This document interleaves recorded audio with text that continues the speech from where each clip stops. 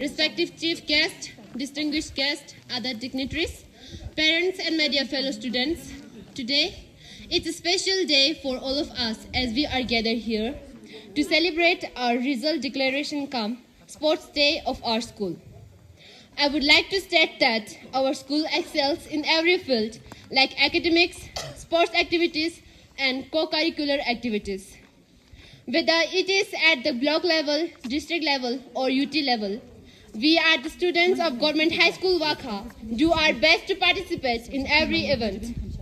Me and our whole team of Mission Koryuk won the Green Cabinet Prize at Leh through Worldwide Fund for National in 2024. It was a great pleasure and a great experience to share and views with our students outside our school. We would try our best to achieve good score in our 10th class board examination. Wish all of us good luck. Thank you for everyone for being present here today. Have a nice day. Thank you.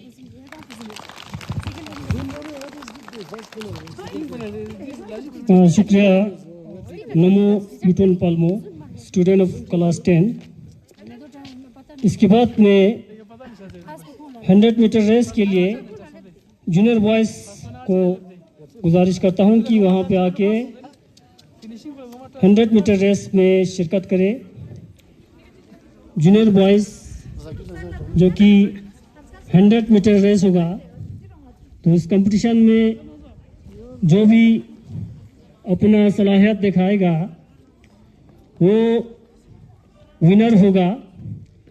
तो एहतियात से बड़ी बखूबी से अपना दौड़ में शिरकत करेंगे।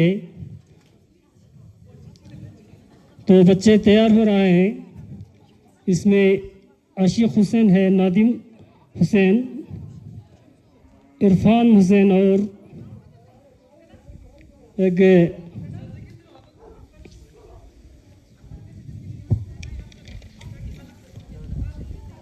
शुजात हुसैन भी है। वो चारों लड़के वहाँ पे तैयार हो रहे हैं और अलमदर हुसैन क्लास 8 में से चारों लड़के वहाँ पे बिल्कुल तैयार हुए हैं।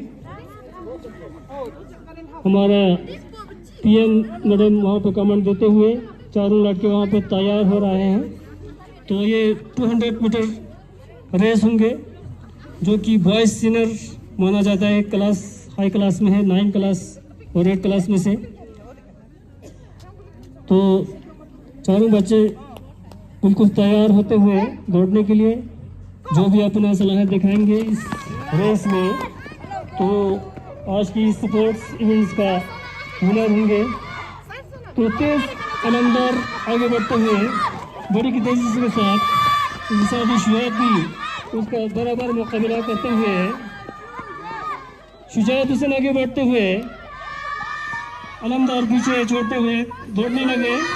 तो 200 मीटर रेस मुकाबला है। तो अलमदार वहाँ पर रुक गए। तो इसके साथ ही शुजात हुसैन वहाँ पे जीतने और तंजीम छोजंग क्लास 10 का, मासूमा बानो क्लास 10 का, चारों लड़के वहाँ पे लड़कियाँ वहाँ पे तैयार हो रहे हैं। तो ये गर्ल्स सीनियर का 200 मीटर का रेस होंगे।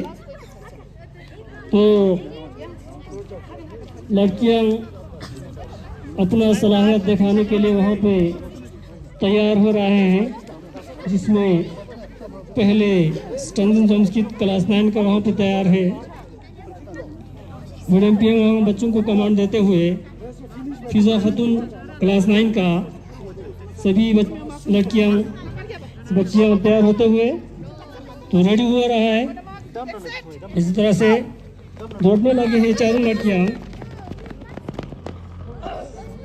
तो मासूमा बानो आगे बढ़ते हुए इसके पीछे पीछे फिजा खतून भी तेज होते हुए दौड़ने लगे हैं। चारों लड़कियाँ जो अपना सलाहियत देखेंगे आज की स्पोर्ट्स इवेंट का विनर रहेंगे। मासूमा बानो क्लास 9 का है, इसके पीछे फिजा खतून क्लास 10 के।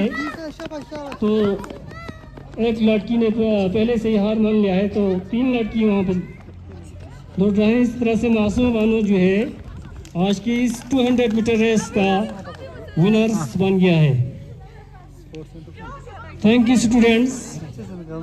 Now I request to Numo Zahra Batul, student of class 10, come on the dais and deliver the speech.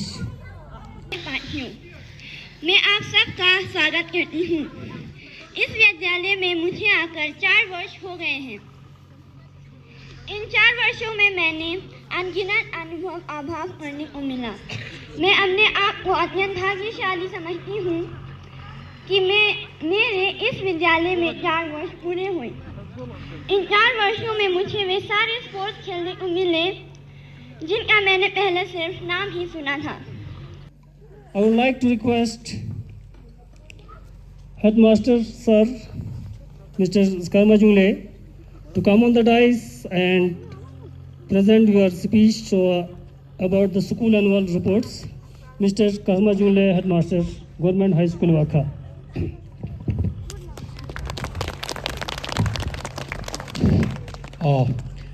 आज की इस स्कूल एनुअल रिजल्ट कम स्पोर्ट कंक्लूडिंग डे के मौके पे हमारे आज की जो चीफ गेस्ट जनाब तंजीम साहब जो कि हमारे इस स्कूल का पहला हेडमास्टर रह चुके हैं और डिस्ट्रिक्ट एजुकेशन प्लानिंग अफसर भी रह चुके हैं, साथ में यहाँ के सरपंच भी रह चुके हैं और हमारे स्कूल मैनेजमेंट बोर्ड की एक्टिव मेंबर्स भी है, साथ में नंबरदार वाका जनाब काचो साहब और पेरेंट्स, मेरे प्यारे बच्चों, स्टाफ मेंबर्स सभी को जुले। तो ये जो प्रोग्राम्स जो हमने जो ऑर्गेनाइज की है ये हमारे स्कूल्स के एनुअल रिजल्ट को लेकर था और साथ में जो स्पोर्ट्स को लेकर भी हमारे इस प्रोग्राम को करना था। तो हमने ये सोचा कि इस दिन को हम बड़ी थोड़ा सा धूमधाम से करें ताकि हमारे पेरेंट्स साथ में हमारे बाकी जो कम्युनिटी के लोग भी इसमें शिरकत करें। तो इस तरीके से ये जो प्रोग्राम जो आज हुआ तो मैं बहुत मशकूर हूँ जनाब तंजीम साहब और साथ में जो हमारा काचो साहब और बाकी जो पेरेंट्स और कम्युनिटी के मेंबर्स जो यहाँ शिरकत कर रहे हैं।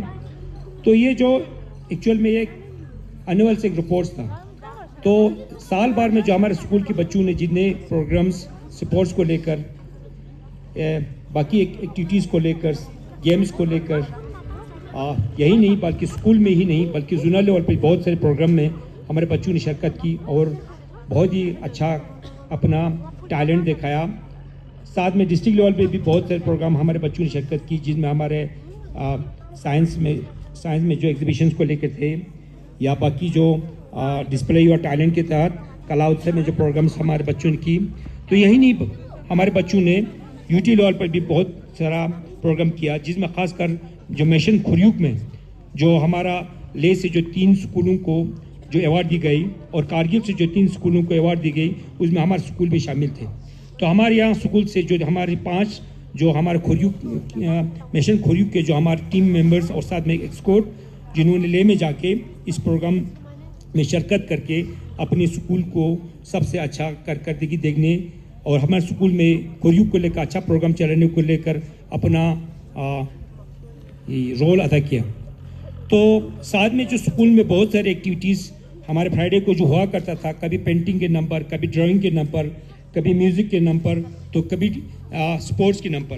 तो इंटर स्कूल भी बहुत सारे गेम यहाँ हुआ, बॉयज़ गर्ल्स का भी काफ़ी कंपटीशन यहाँ हुआ, स्टाफ और स्टूडेंट्स का भी काफ़ी कंपटीशन यहाँ हुआ।